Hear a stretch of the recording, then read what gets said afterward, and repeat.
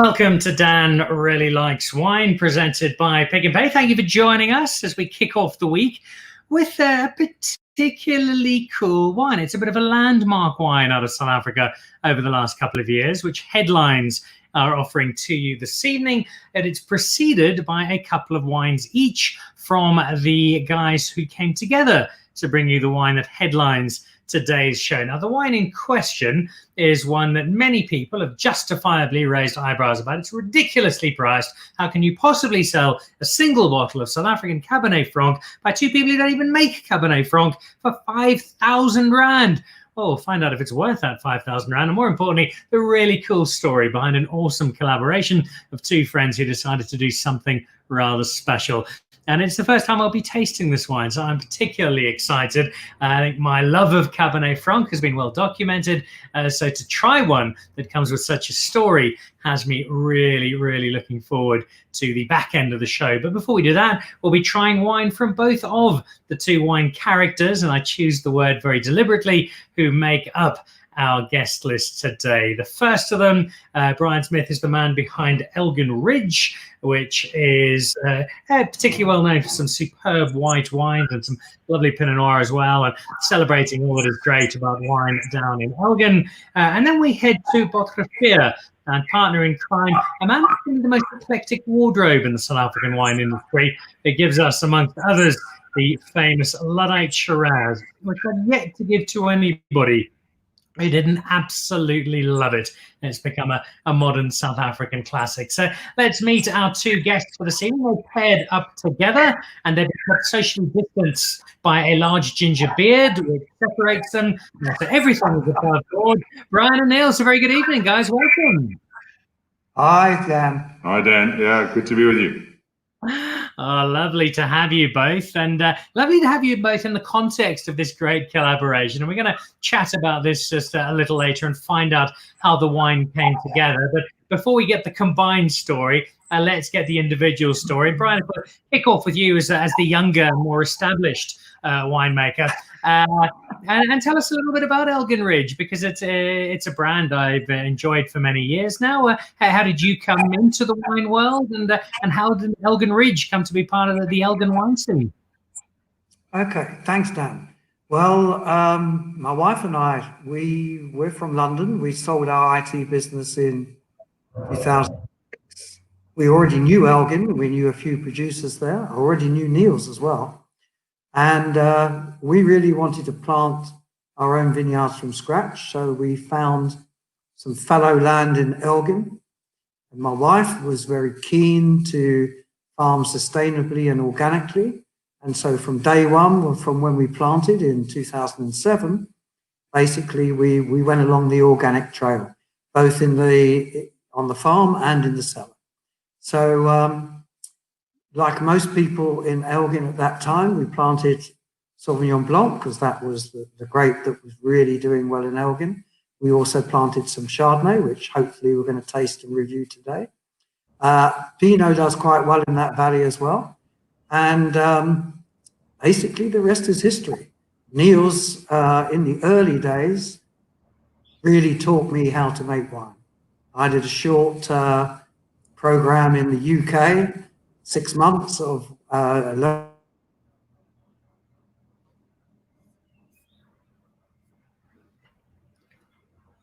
think we've just got a slightly frozen connection there, so we'll try and pick that up in a second. Okay.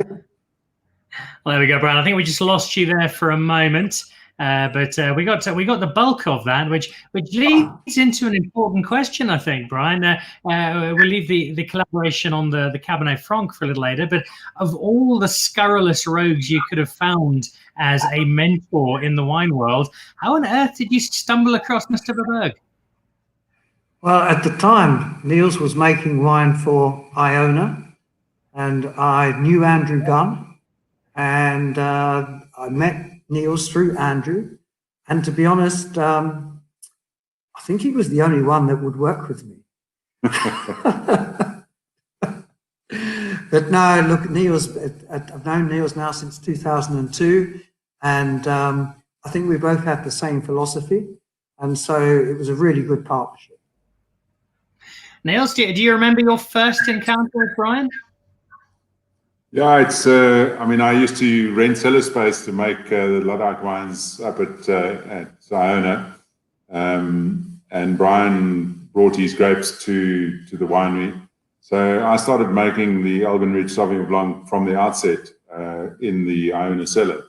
So yeah, I think I suppose I look at foreigners that arrive in our wine scene and think, well, yeah, here's another person or another idiot who's going to throw a lot of money at it and not be very happy. But Brian has been very, very passionate and stuck to it. And I think the biggest thing about Brian is he understands that it's easy to make wine. You've got to go and sell it. And he's never been scared of pounding the pavements and making a difference and selling the wine. And the wine's always been good, so it makes the selling easy.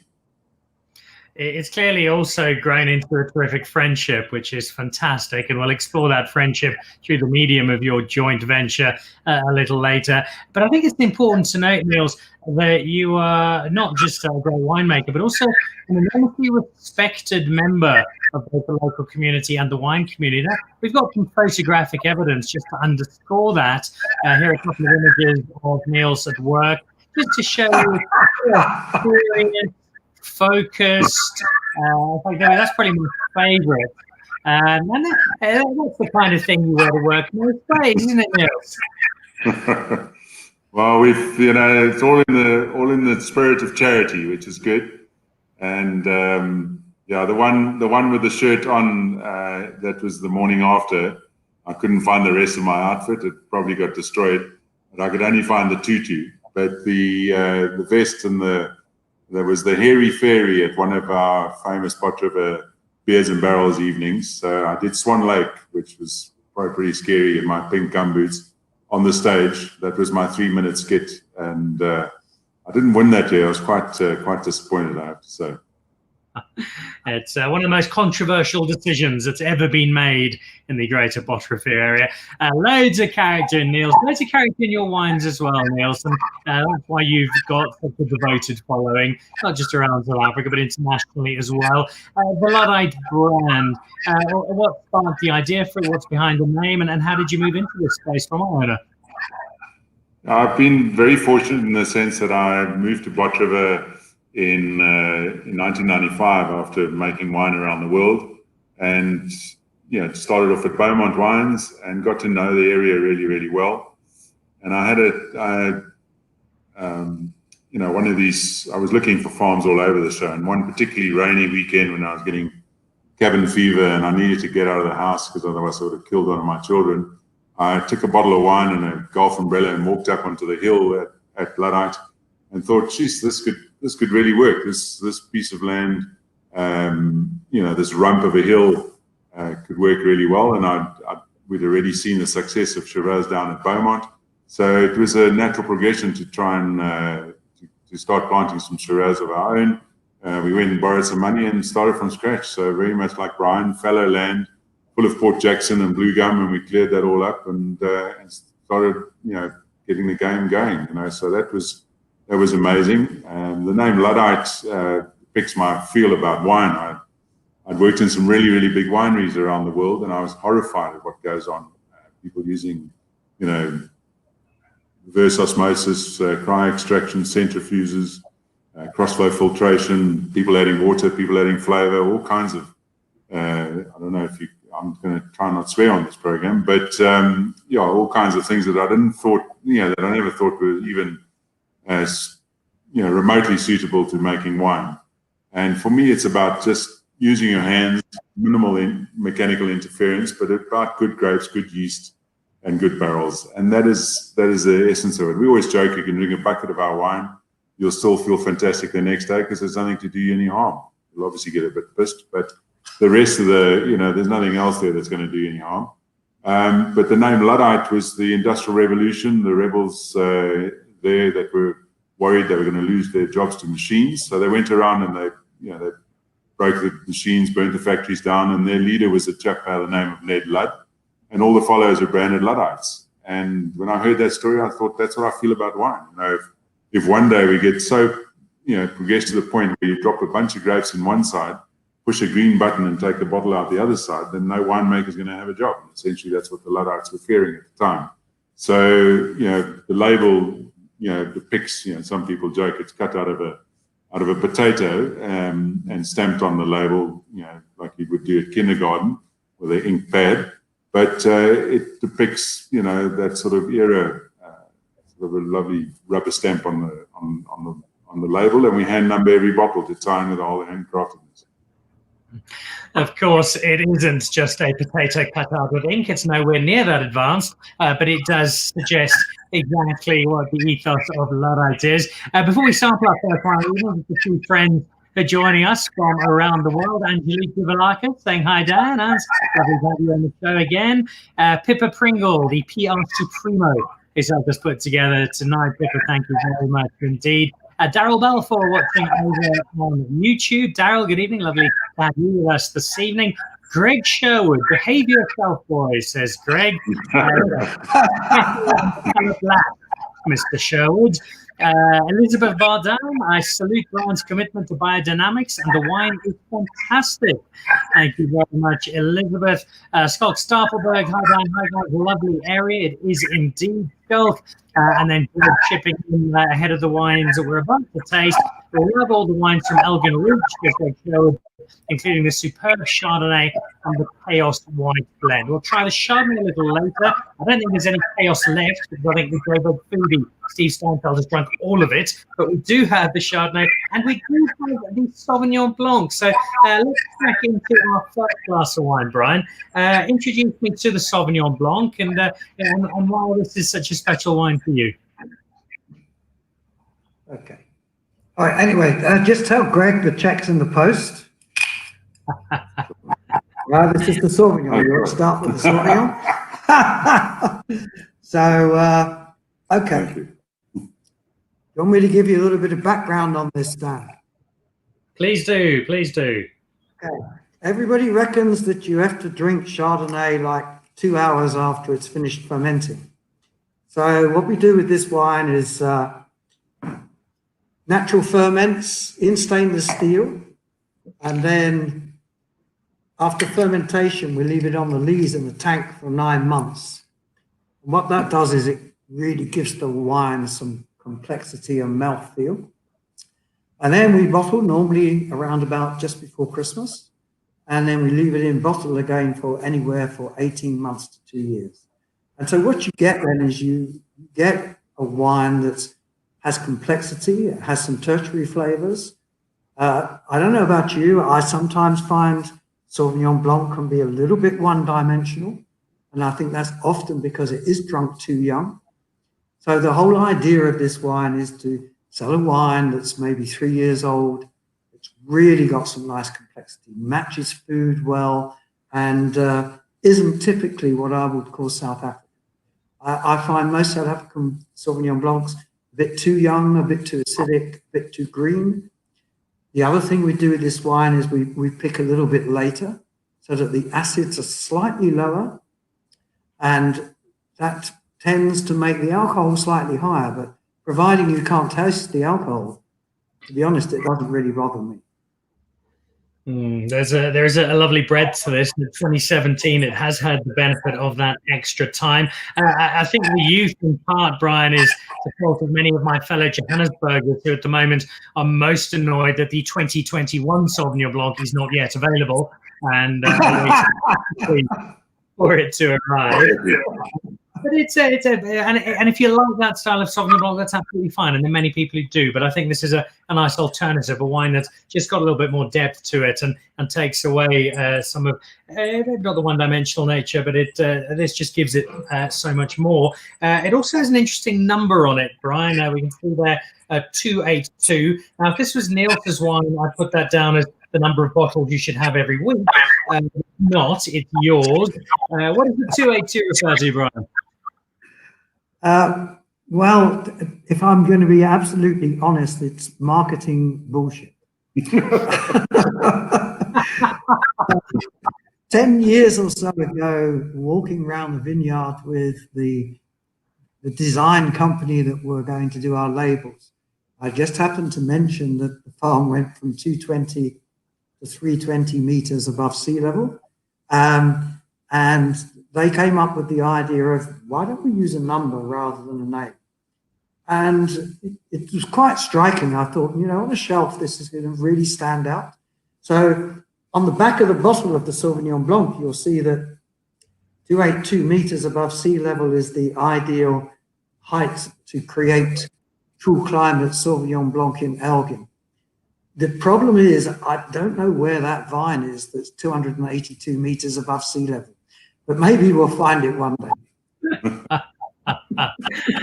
Okay. Well, whichever ones you found have done a sterling job, because this is a delightful wine and it's a great way to kick off our evening. So for people out there who don't particularly like Sauvignon Blanc, there's a reason that Steve Steinfeld, the Joburg foodie, loves this. He hates Sauvignon Blanc, hates it. He feels about Sauvignon Blanc like most South Africans feel about French rugby referees. That's where he sits, and yet he drinks it happily. So if you're not normally a Sauvignon Blanc fan, this is one to give a go to. A little bit of extra age, a little bit more depth and breadth, and I think you might find something that will pleasantly surprise you. Before we go on to our first white from Team Luddite, we've got a message in, Daryl Balfour. My first barrels and beards was the Pink Tutu event, says Daryl. Scared to go to another in case Artie or Peter Allen try to outdo Niels. That is a terrifying, terrifying thought. All right, so let's go into the first of the whites. And when you first look at this, you're probably going to think, hang on, Dan, this is not Dan really likes beer. This is Dan really likes wine. What on earth are you doing with what looks like some ghastly craft beer that's going to be incredibly overpriced and taste dreadful? Well, in fact, it's not. It is a bottle of wine, just not in the manner one might expect. Niels, explain to us why I'm holding a bottle that's got a black label cap on top of it.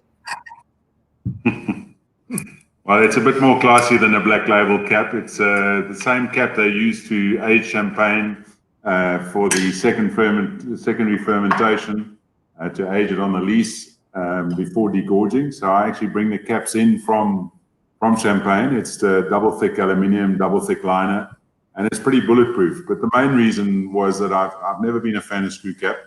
It damages too easily, and you tend to pick up a lot of problems with screw cap. Piss off all the screw cap guys, of course. But I just love the simplicity of it. It's it opens easily. It's it works like a bomb. And it's actually probably the best closure that you can have, because if it can keep 6 atmospheres of gas in, it's certainly not going to be leaking. It doesn't damage.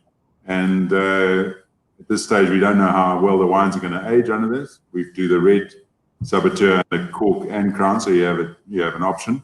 And after 5 years, we've now tasted it, and we've seen that the crown does show fresher than the cork option. But we'll do that again in 10 years' time, and we'll see. But on the white, it's doing its job. The white generally going to be drunk within 3 to 5 years, or from 1 to 5 years, and it'll certainly do the job. It's a great closure, simple. When you call a wine Saboteur, you can do whatever you like, basically, in any case. Which leads me to the natural question, choice of name. Nomenclature is obviously a space you have quite a bit of fun with at Luddite. Why Saboteur? So obviously the Luddites went around and sabotaged things, but the Industrial Revolution, the word Saboteur is actually a lovely story in the sense that the Industrial Revolution went from the UK into France.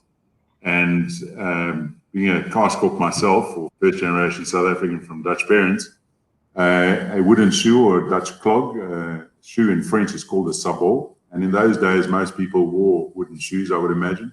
And they took their shoes off and they jammed them into the cogs of the machines to break them. So sabot, sabotage, saboteur being the person. So it goes, it links Luddite, links the Saboteur, links my background, and it works nicely. And it's nice and bold. You can't really forget that. It was quite funny. I phoned, just out of courtesy, I phoned Artie, who was in the same school as me. And I said, Artie, I'm going to bring out a wine called Saboteur. You've got Sacoteur. Are you happy with it? He said to me, even for two Weinberg boys, if we can't tell the difference between those two names, then we're in worse position than we ever thought. So, it works well. It's a very bold, striking label, and a bit of yin and yang, because the black is obviously the reverse of that. So, the red wine is the reverse of that. I can never get this right on these cameras. My brain doesn't work left and right. All right, that's the iPhone 2 for you, I'm afraid. All right, well, we've seen the bottle, we've seen the story. Let's try the wine. So this is a bit of Chenin, a bit of Blanc Fumé, so Sauvignon on the barrel, and is it some Viognier? Correct. I've sent you the 2018. The 2019 is obviously out, but I find that Viognier, even in a red blend and certainly in a white blend, the Viognier takes a while to come to the fore. And I'm really loving this 2018. So it's 77 Chenin, 14% Viognier, and 9% Blanc Fumé, which is Sauvignon Blanc, obviously. Just can't bear to put Sauvignon Blanc on the label, to be honest. And we, there's my brief to myself when I make this. I want the wine to be juicy, fresh, and fruity for the general wine drinker. So you can drink it a bit more chilled than we're probably drinking it for that. And then it's got the texture and structure and palate weight for the serious foodie and winer. And we get that texture and structure by starting the ferment on skins. And about halfway through ferment, we press. We take all the sediment, all the lees into barrel, because we want to stir up and buttonage the wine. It's only 12.3 alcohol. It's got this lovely mouthfeel, very full, and it's very thought-provoking. You keep going back to the glass. It's got so many flavors just keep coming out. So I think it's got a foot in both camps. You can make it nice and cold, drink it around the pool, or have it with a serious meal, and that we really enjoy because of that time on skins and the time in barrel before we bottle. Yeah, mine's a little bit warmer, and it's sorry. Carry on that, Brian. I was going to say, ask Niels where he gets the Sauvignon Blanc from to put in this. Yeah, I was about to say the Viognier and the Chenin are okay, but it's the Sauvignon Blanc that really makes this wine. So I generally drink this fairly warm because I want all those flavors to come out. You get this lovely peach and apricot coming out from the Chenin and the Viognier, and then the freshness, the lifting of the finish from the Sauvignon Blanc. And it is Brian Sauvignon, and it's lovely to put the Sauvignon, which I've worked with for a long time, to have this in the blend. No, it's true. It's got a lovely heft to it, and just that little wisp of smoke. It's a terrific wine. It's almost a white wine for red wine drinkers because of that skin contact. So you're getting that texture on the palate, and that works really nicely. You can throw some seriously spicy foods at this. I'm going to try that. My wife refuses to drink white wine at all, so I'll try this one on her tonight and see if I have any luck. All right, so the first of Niels' wines down. Let's move back to the world of Elgin Ridge, and this is the Chardonnay that Greg Sherwood spoke of so highly just a little earlier on. So we've had the Sauvignon Blanc, which was a little different to what we'd normally expect. Are we also going off the beaten track with the Chardonnay? Okay, yeah, the Chardonnay is, I personally think it's our best white wine. Probably even better than the Chaos. We only started making this in 2016, so we're on the 18 vintage here, so we're only really 3 vintages in, so it's still very much a work in progress. But I have to say, I'm really very, very pleased with this wine. And I'm also very pleased that Greg is very pleased with this wine, as he rated it very well in Decanter magazine last year. So the essence of this wine is what we're trying to produce is something here that's very pure, that has pure fruit. It's whole bunch pressed to retain the acidity. It's fermented in French oak, 20% new, and there's a little bit of skin contact, again, about 20%. The whole idea is to produce a wine here that really does show the grape at its best. So it doesn't go through mallow, or if it does, maybe 10% or 15%. We're trying to retain the freshness, the fruitiness, and the citrus element of Chardonnay, which I hope we've succeeded. So maybe let's have a taste, and we'll we'll see if we're going in the right direction here. All right, and I need no second invitation.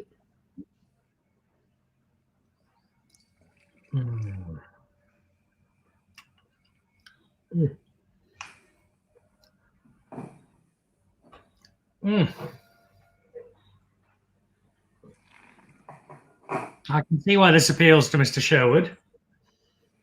I might even need a second taste of that. The whole idea of not allowing it to go through malolactic is when you go through malo, sometimes the wine, for me, can become a little bit flabby and it loses acidity, naturally loses acidity when it goes through malo.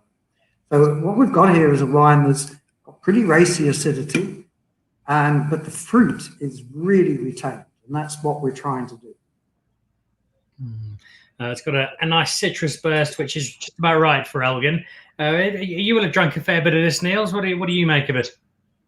I'm very impressed with the balance of this. I think what really sets world-class Chardonnays apart is the use of wood, and the wood here is playing a supporting role as opposed to a dominant role. And I think a lot of the time in the New World, we tend to get a bit carried away with wood when it comes to Chardonnay, well, with a lot of wines. But when you get that balance right, especially on Chardonnay, then it just brings everything to the fore, and it just gives you that lovely platform to work off. So yeah, great wood use, really, really lovely stuff. Yeah, keeps the grape center stage, and rightly so. All right, well, you've set the bar high for our next wine, Brian. Are you a fan, Brian, of the Luddite Shiraz? I think probably number one. We have a very good stock in our own cellar, and my wife actually loves it as well. My wife, she has her own little private half bottles, which she buys from Niels regularly, and because I won't let her have the full bottles, because of course she'd get too pissed. So, but no, we're great fans of all the Luddite wines. Well, I have a small bone to pick with you here, Mr. Verburg, because thanks to my wife's love of your wine and the evil people at the Strauss auctions, we've got another one wrapping up this evening. I've got a case of 2005 sitting in my cellar, which is I'm not going on holiday for the next 3 years, not that one can these days anyway, but I think it was a worthwhile investment. That was the 05. I've had a couple of them and they're drinking gloriously. This is the 16. And you must have, of all the wines you've done, everything you've made, all the stories you're able to tell through Luddite, I'd imagine this must hold a particularly special place because you've created a real cult wine in South Africa.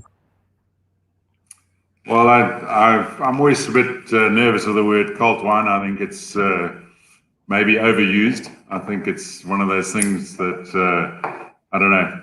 I think you need more than 40 years in the wine industry before you can even enter those realms. Personally, but we have a lovely following for it, and we certainly very, very grateful for that following and that brand loyalty, which is a huge thing for us. And it also, helps us through these sort of difficult times where people just phone up and say, "Listen, how are you guys doing? Please send us a couple of cases because we love your wine," and that is really rewarding. It makes all that pavement stomping and all those tastings you do around the world pay off, and it's, for me, that's the biggest job satisfaction you can get and the most rewarding thing. So, the 2016 was that, I think that brings us to our 17th vintage we've released. We've been using our own fruits, 100% our own fruit from 2009, and that's the biggest difference between the labels. The Luddite label, the Chenin and the Shiraz, that's fruit 100% from our farm, whereas the Saboteur label is bought-in fruit plus fruit from our farm. So that's the biggest differentiation. Stylistically, is obviously a change as well. But 2016, you're aware that we don't irrigate. So 2016 is the second year of the drought. So very small berries, lots of flavor concentration. And so it's a big wine. It's not as elegant and as poised and as feminine as the 2005, which was a cooler vintage. This can put a bit of hair on your chest, but it is beautifully balanced. I think one of our our saving graces and one of the characteristics of Luddite Shiraz is it finishes bone dry. And that always leaves your palate refreshed and wanting you to have another sip or to take another sip. So we're in a bit of strife in the sense that 2015 sold out very quickly. 2016 is steadily on its way to being sold out. And we generally want to be in a 5-year cycle. And I can't get this thing right again, but if you,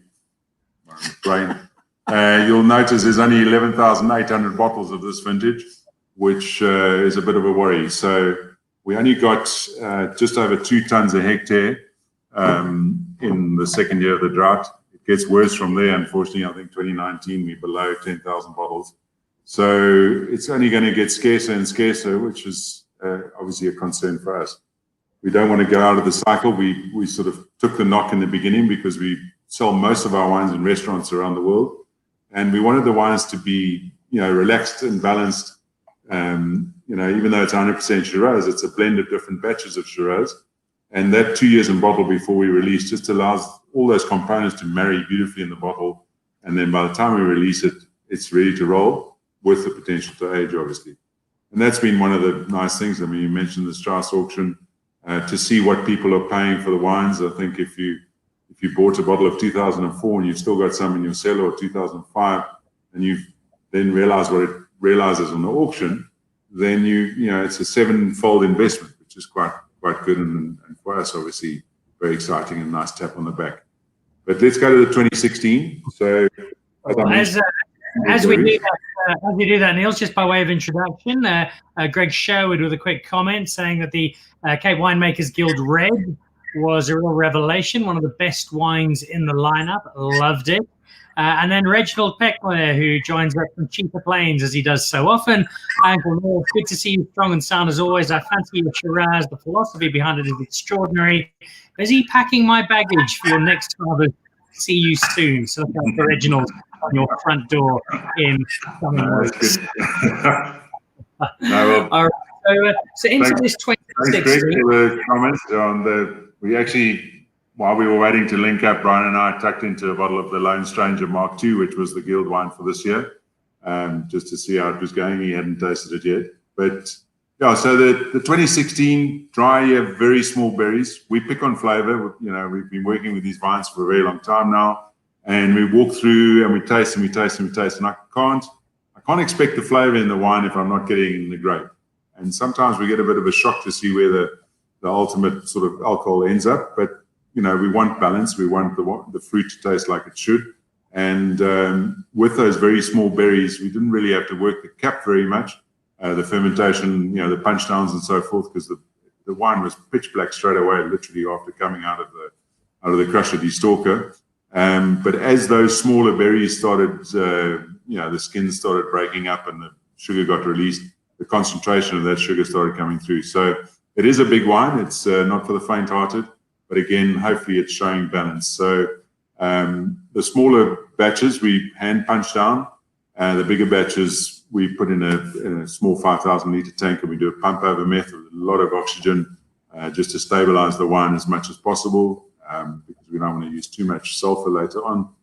And it then goes into barrel, 2 years, mostly French oak, a little bit of Hungarian oak. In a warm vintage, we go up to about a 30% new wood, and the rest is second, third, fourth, sixth, whatever. As long as the barrels are sound, we use them. And then we bottle, and 2 years later after that, we release it. So we're a little bit ahead of schedule, but you'll see on the 2016, if you go into the nose, it's got that telltale Luddite cloves and licorice comes off, and then that dark fruit and spice. I've started, when you have this sip, especially with the winter we've had in the Cape, it's very decadent. It's very, it's all-encompassing in a way. I've started describing this wine as sitting on a leather couch, sort of an old leather couch, looking into a fire with a rain on the roof. It's got that sort of warm, enveloping sort of feel where you just feel comfortable, drinking it and the enjoyment of it. And again, I'd probably add my Bullmastiff Stavros sitting by my feet, some Frank Sinatra playing in the background, and an old black and white movie going quietly on the TV, which I'm not really watching. It does have that. Or a 300-gram rump steak with a bit of fat on it. Well, your choice of starter, Niels. Your choice of starter. Irish stew and dumplings, I think. Oh. And that's I think it's why you've got such a big following. Is set aside the different notes, the tastings, the marrying of different vineyards coming together. It's the fact that you create and you do every single vintage what is just a comfort wine, and people pick up a glass or a bottle or a case of a Luddite Shiraz, and they know they're going to get something just going to make them feel good. And that's such a wonderful quality to have about a bottle of wine. No, thank you, Dan. And I think also that people that follow our wine, they know that because we're not irrigating, every year tells a story. And you can, once you've had 3 or 4 vintages of our wine, you'll be able to tell the difference whether it was a cooler vintage or a hotter vintage. Generally, the cooler vintages tend to be more perfumed, more spicy, more feminine. And the warmer vintage, obviously bolder, more chunky, and bolder fruit as well. So, yeah, and I think as a winemaker, it's my job to balance the vintage.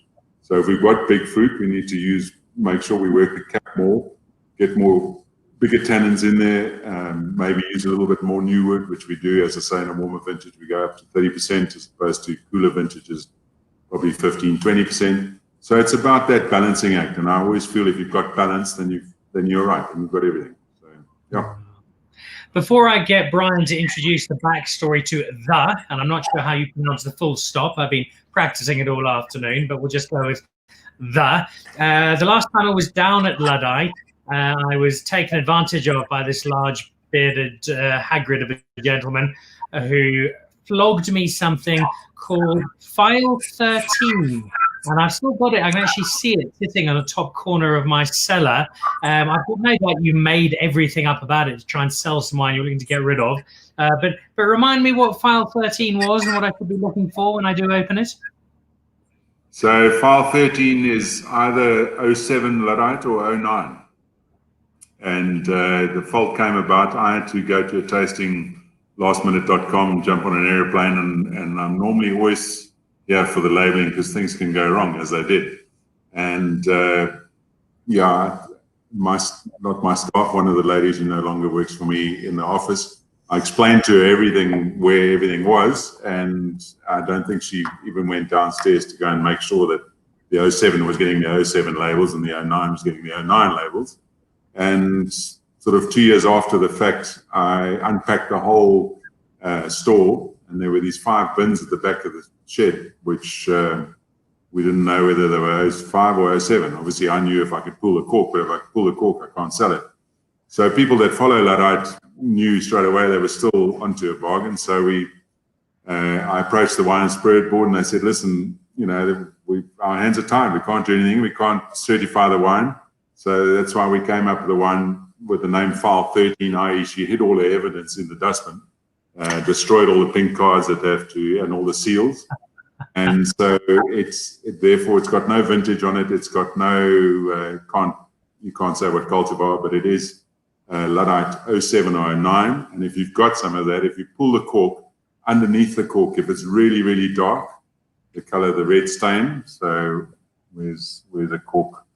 So if it's that sort of color, then it's probably 07. If it's really black, then it's already dark, then it's 09. That's the easiest way to tell if you're not used to the two wines. But it's sold out in 45 minutes. We put it on and literally it was gone. It was amazing. So people still keep asking us, can we buy File 13? I said, no, you can't. It was a once-off. Well, it might be there's another wine that might end up under File 13, but it is 07 and 09 Luddite. In short term. Here's hoping the lady responsible comes back to work for you so we can have something similar happen again in the next years. Lisa Harlow, who's a great fan of the show and a great supporter. Luddite wines are so good and consistently good. I can't wait to get back to Bot River. In the meantime, I'll just carry on drinking my Shiraz, as you should, Lisa. All right, let's go back to Brian and this bottle of Cabernet Franc that's been staring me down for the last 40 minutes, Brian. It's called The. It is 5,000 Rand a bottle for a bottle of Cabernet Franc. We'll discuss exactly why the cost is the cost and why the brand is the brand. But give us the story, Brian. How did the two of you come up with this? I'm not sure it was a daft idea or a stroke of genius or somewhere in between, but how did you hatch the plan together? It was definitely a stroke of genius. Niels and I have the same UK agent who also happened to own a rather nice little wine bar bistro just off Trafalgar Square. And we just happened to be in London together at the same time. And so we met for one of our longish lunches, which was at Terroir in, as I say, just off Trafalgar Square. And we decided to order a bottle of Loire Cabernet Franc. And whilst we were drinking this and having lunch, one of us, and I can't remember who it was, but one of us said, we can do something better than this. And so the start of was born. We then decided that we would make a Cab Franc together.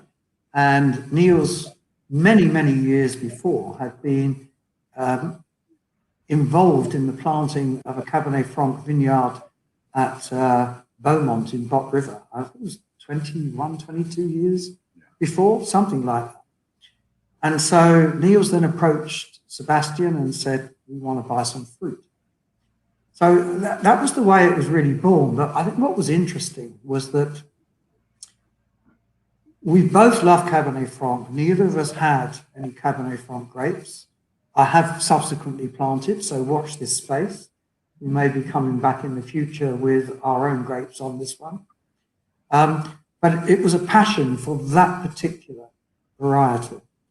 And to give Niels his due, Niels wanted to make it more in a Bordeaux style than a Loire style, which I personally think was exactly the right decision. I also want to just mention something here about the name of the. I proposed early on, because of Niels's association with Luddite and Saboteur, that we should actually call it Collaborateur. But unfortunately, that name was already registered. And we tried very hard to buy the rights to that name from the person that had registered it, but unfortunately they wouldn't. Then we tried numerous other names, and correct me if I'm wrong, Niels, but I think Penny came up with the. Indeed. And Niels can carry on from there. Yeah, so I mean, the name is obviously very simple, and I think when you want to create a statement, it's good to have a name that is simple so people don't forget it. And it is a sentence, the with a full stop, and the precursor to a lot of things is saying, hopefully the best, the Cabernet Franc, the most expensive, as you've alluded to. It's not the most expensive wine in South Africa. I think there's one or two others, but we set about firstly just wanting to make a world-class, like hopefully any winemaker wants to set out and make a world-class wine. And sort of after a year in barrel, I just said to Brian, this wine is just, it's just showing off. We've got to put it on a different pedestal. And then, after pounding the pavements of 25 years selling wine and having to, bang down doors for South Africa, and Greg knows, South Africa over-delivers hugely. And I'm tired of trying to justify why South African wines, why they should be priced higher, and trying to defend, price points of our wines, Brian wines, everybody's wines, And I thought, well, let's just make a mark in the sand. Let's ruffle a few feathers, put a mark in the sand, and say, right, I'm comfortable that the wine can handle the price point, and let's just make a statement, because we need more of our South African wines to. Not every wine can be at 5,000 rand. I don't think any wine in the world should be 5,000 rand, but we know there are wines selling at 500,000 rand a bottle. So we just wanted to make a statement, have a wine that could handle the price point if people were criticizing it, because we've put it up against Mouton Rothschild, we put it up against Cheval Blanc last year. It handles it no problem. And so do lots of South African wines. But we've actually got to take that leap of faith and start getting other wines, pull the rest of the market up and the prices up. And if we can do that, I'm very, very happy. There is only 3 barrels. It's 900 bottles. It's, the scarcity value, the quality, it comes obviously with fantastic packaging. It comes in its own individual box. But what's in the bottle is glorious. If you've got the time to let it just open up, I think for me, Cabernet Franc performs at its best where you just get that hint of nasturtium, but not green flavors. You get a little bit of dark chocolate and dark ripe fruit without being clumsy, and just keeps that focus all the way through. So we've gone very much Bordeaux wooding, 1/3 new, 1/3 second full, 1/3 third full barrel, and so the wine it's not a showy wine. It's very, very classic. I think that's what's important, because as soon as you bring out a wine that's expensive, everybody throw in the kitchen sink at it. It's going to be big and bold and showy. This is about class. It has to be classy. And 2015, 2014, and 2015 and 2016 the same. It is just, it is very, very classy. And if you're a Bordeaux lover and you don't enjoy this, there's something wrong with you. Have I dumbfounded you there, Dan? Are you enjoying it that much? Or have we lost sound? Are you still there? Yeah. Might have to say it all again. Can you hear us there, Dan? Dan, come in. Maybe we've lost him. Not the most important part of the show. Dan, hello. Try and reconnect if you can.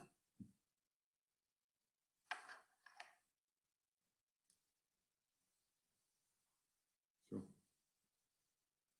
Don't know. It's all gone. Lost Dan. We've got Asa. Should we try and reconnect? No, he was. They've got clever guys on their side. Cheers.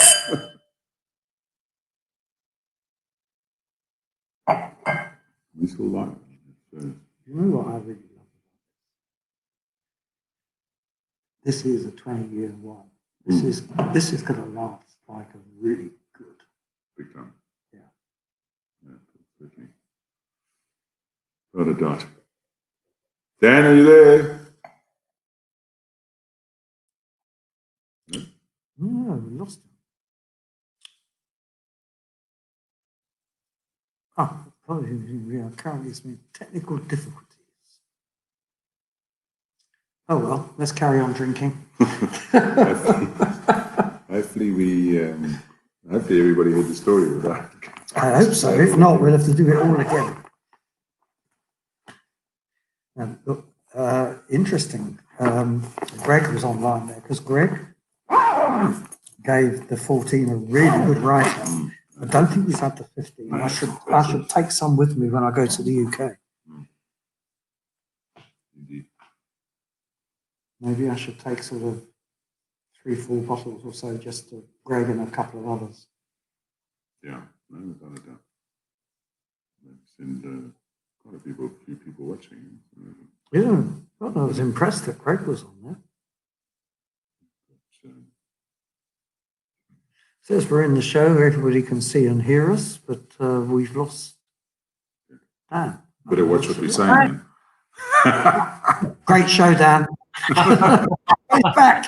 My apologies, guys. I was just selling my bottle of that. I got a great price for it as well. I don't know. Do the clever people behind the scenes, did they hear the whole story, or did we just lose you? No, just lost me, so everybody would have got that. Unfortunately, an unnamed service provider won't be in my company for too much longer.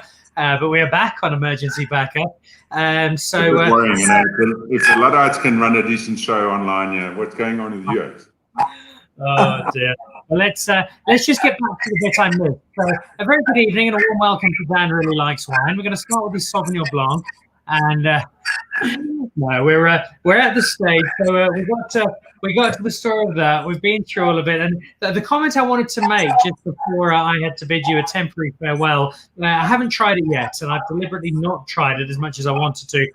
Was to make a comment based on your comments on price, which is that the wine prices that South Africa gets and commands for its wine internationally at the top level, and eyebrows often raised at how inexpensive they are compared to wine of a similar quality. And yeah, you can have all sorts of fun at the expense of a 5,000 rand bottle of wine, but I think the point that you're making is so important for South African wine. And yes, people are buying it internationally. I see Greg Sherwood saying nobody overseas has criticized the price.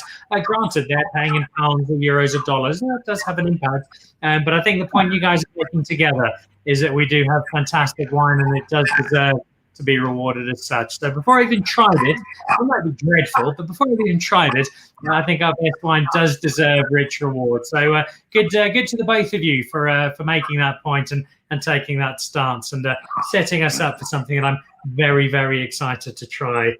So I have it, and cheers, guys. This is my very first sip of the 5,000 Rand wine that allows Niels to have that collection of Miami nightclub owner shirts and produce such terrific wine. I'm glad to see you've got the right stemware, Dan, and just let the wine just open up. It's just gorgeous. It's really, Brian, while waiting for you to come back online, just saying, the beauty of this is it's also got the legs. So, there's very few of us in the world that can drink 5,000 Rand bottles of wine every night. But for those of you who want to put it away for a couple of years and open it further down the line, it's not going to disappoint, that's for sure. I'm really over the moon with the wine. I haven't tasted it for a while now as well. Obviously, we don't open 5,000 Rand bottles of wine either. But it's just the balance between the fruit, the wood juice, the tannin. It is very, very well put together, and I hate blowing my own top, but it is something that is classy. I think that's the most important thing. I think people always think that expensive wine is going to be this big showy monster. It is classy, and that's very, very important. Brian and I said we need to, if we're going to put this price point in, the wine has to be beyond reproach, and I think that's the important thing, to have that classy thread running through the wine so that it can stand up to the top Bordeaux labels, which is important. I think this is it's only got. Sorry, Brian. Yeah. Yeah. Sorry, Dan. I think this is an adjective that is difficult to describe. Goes along with things like minerality and everything else. But for me, and again, we are sort of blowing our own trumpet, but we have to believe in our own wine. This wine for me is elegant. Elegance in wine for me is probably one of the most important things. Oh, there is a wonderful elegance. There's also, for me, I have a mild addiction to Cabernet Franc, and it's the perfume. And you normally think of perfume, inhale something on the nose, and yet, and this might sound particularly pretentious, but there is a perfume on the palate to the way great Cabernet Franc comes through. You really can taste that. And you mentioned you didn't want it too green. The green notes are part of Cabernet Franc, but very, very understated if they're at all. And elegance is a great word. It's just a beautifully composed wine. Worth 5,000 Rand, or it depends what you're willing to pay for any bottle of wine, really. But simply for the story, it is a great wine, and for the story behind it, Yeah, I think, and especially for people who are buying something, I would imagine would be far less at £250 a bottle sitting in London, like Greg Sherwood, for instance. This makes every bit of sense. And the feedback we're getting, Grant Sauls, I'll have to give it a try soon. Reginald Pecknoy, very great story behind your joint venture, stunning. I see no issue with the price, and that's someone here in South Africa. Angelique Kuvalakis, yes, drink wine. I heard the story. It's a great story. It is indeed. And then Pippa Pringle, who speaks from a point of departure of extreme objectivity. It is an amazing wine. So I think you've won over everybody here just in terms of the way we've spoken about it. And I'm hoping that most people will at some point get a chance to try the. If people do want to get hold of some team, is there some still available? And do you have finance options with the major banks?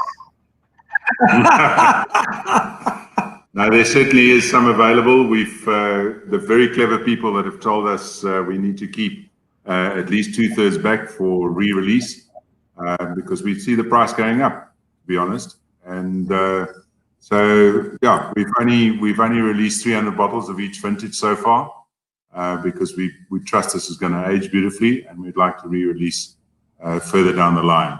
And then we didn't get any grapes in 2017, so there's going to be only 3 vintages for now, which is a good thing, because by then, hopefully, the fruit will be in hopefully a mature enough state to make something of this quality.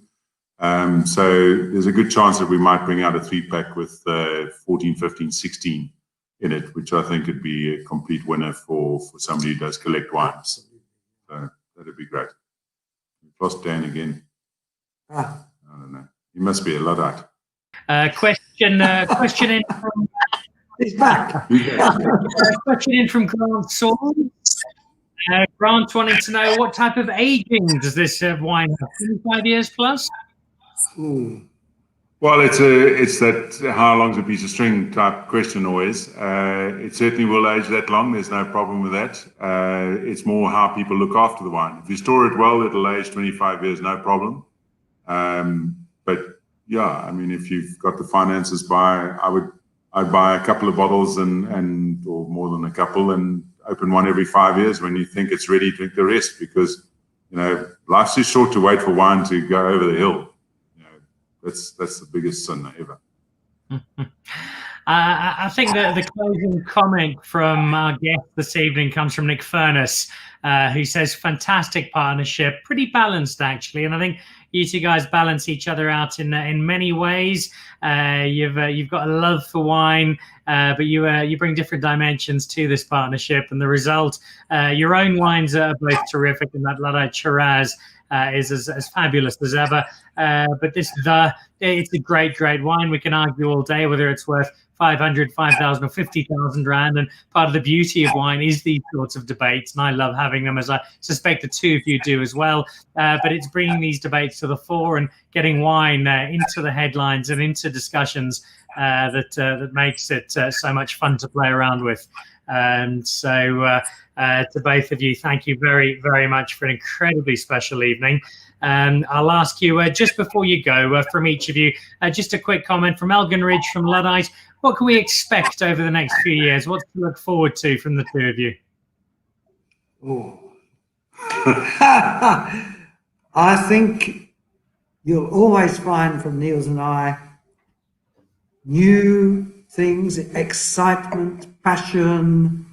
That's what we're all about. We're never going to stand still. Anything about Elgin Ridge?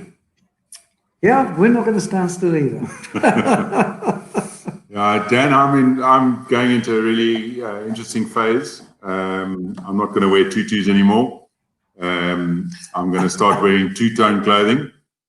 But in all seriousness, very excitingly, I've got my daughter who's been in the cellar with me since 2017. So, there's some fresh ideas coming in, which is great. She now questions everything I do, and I'm sort of relooking my winemaking through her eyes. And so there'll be some changes. But we've got some more Chenin coming online, which is really exciting. We just piss people off because we never have enough Chenin. So there'll hopefully be a bit more of that available. And we've got some Grenache coming online, which is really, really exciting. So, yeah, I think there'll be a slight style change to some of the other wines. The Luddite will still keep its focus and doing what it does. But yeah, exciting times ahead. Lost him again. Yeah. He's back. All right. It's so what I attempted to do was have two hamsters attached to a tape recorder, so I'd have Luddite style internet for today. It's clearly not worked. Guys, my final question to you, and I'll give one last go before we. Job than your hamsters. But final one for you, just before you go. You're clearly having so much fun doing what you're doing. What can we expect over the next few years from Elgin Ridge, from Luddite? Did we just not answer that question? We just answered that, but maybe you didn't get it. Oh, there we go. All right, I'll have to watch it on replay then, because everybody else will have seen it. All right. Sincere apologies for our Luddite-like internet. We do have a new service provider starting on Monday, which should speed things up a little. Guys, thank you. It's been so much fun hanging out with you this evening. The only thing better would be doing so in person. As soon as I have a pink tutu and an air ticket to Botrafia International, I could be touching down for some indulgence and some celebration. But thank you, Brian, for two great whites. Delightful starting your block with a difference, and Chardonnay that's been rightfully lauded. And Niels, the Saboteur, which I think is getting more and more fans, and the Luddite, which I don't think could get anymore.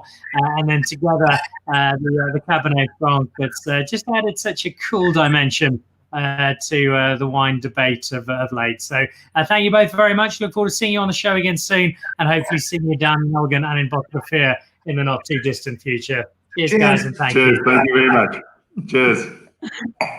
So there we go, on an evening of intermittent internet, for which I can only apologise. A big thank you to two fabulous guests, some terrific wine. And let me know whether it's now or in due course what you think of that Cabernet Franc. Would you pay 5,000 Rand for a bottle? It's fabulous wine, but can you afford it? Would you want to pay for it? Would you feel right paying that much? What do you think? South African wines deserve every bit of it and more. I think there's a few of you might lean into that final category. So I've got some to finish off this evening. Before I do, though, a reminder, the Pick and Pay Wine Club, absolutely free of charge to join. Just send your smart shopper number to 36775 and you can join that club, and great benefits, 3 times the smart shopper points. That's on all wines, as well as 20% off 10 great wines each and every month. And a great selection includes the Luddite Shiraz. At some Pick and Pays, you will find that Luddite Shiraz. I know my local store down at the Bedford Centre has some. I might get down there tomorrow just to make sure I get the last of what they do have. It's a splendid wine. And you can also see a number of the Elgin Ridge wines floating about as well. Rest of this week, what do we have to look forward to? Yes, I am at Marble on Thursday with Mike Radcliffe from Villafonte and the fantastic Greg Sherwood as we look at the brand new 2018 C Series, Series C from Villafonte. We're having that in one of the private dining rooms at Marble. And a little later on that evening, I will be talking to Steve Steinfeld, possibly the next day. I need to double check that. But later this week at some point, we'll be trying the library collection from Waterford. And then also this week on Friday, we'll be drinking some wine from the Standard Bank Chenin Blanc Top 10 Challenge, wrapping up with the last couple of those. So please enjoy your South African wine. Have a great week. A big thank you to Pippa Pringle for putting this evening together with Brian and Niels, and to two wonderful, wonderful wine people who've done such a terrific job in putting both Elgin and Botrafia even more so on the map than they already were. Keep drinking South African wine. Have a lovely evening. We'll see you back again on Thursday. Good night and cheers.